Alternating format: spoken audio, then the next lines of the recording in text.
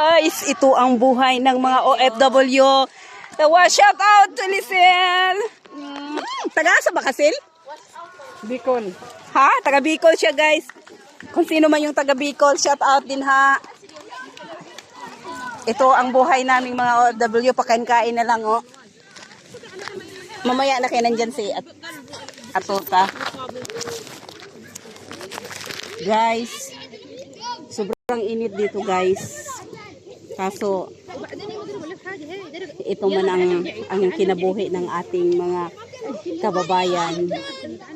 Laban lang. Tingnan mo, namumula. Ilang degree ngayon, Sel? Ito si Pili, oh.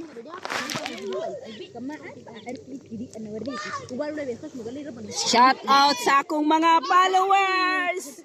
Nagpapasalamat ako. 7.3 na, guys. Malapit na mag 1 million. Dito, guys. So, sana don't forget to like, comment, and share. Isang OFW sa Qatar, ipaglaban natin. Sana shout out sa lahat. Sen. Ha? Ako kumain ka?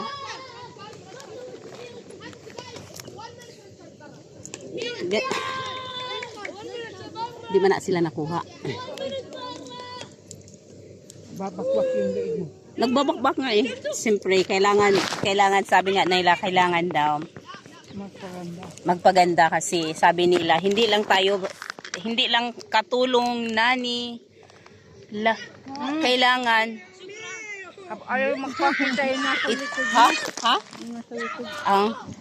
Hindi, kailangan minsan mag-ayos din tayo, 'di ba? Kasi tingnan mo si Yanti, oh, ang ganda ni Yanti, oh.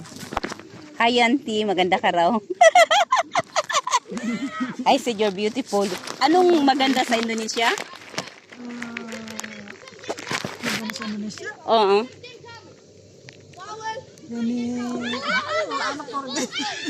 Wala yung forget. Isa, duha, tatlo. Yeah? She's my friend from Indonesia, guys. And I'm just asking what's the meaning, what's the translation about maganda in Indonesia. Masaya dito, guys, kasi ito ay araw ng Jumaa or Kamis? Friday. Jumaa. It is, in English is Friday, while in Arabic is, Family week. yeah, it's a family week. It's Kamis. So, guys, isa lang ang masasabi ko, laban mga OFW kahit mainit kasi nagsuporta. Karban. Nagsuporta tayo sa mga pamilya natin. I love you to all my followers. Wait for me. I'm giving some giveaways when I come in my country in Philippines, in Magallanes.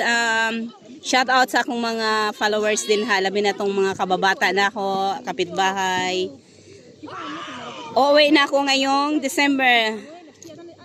Bye bye, guys.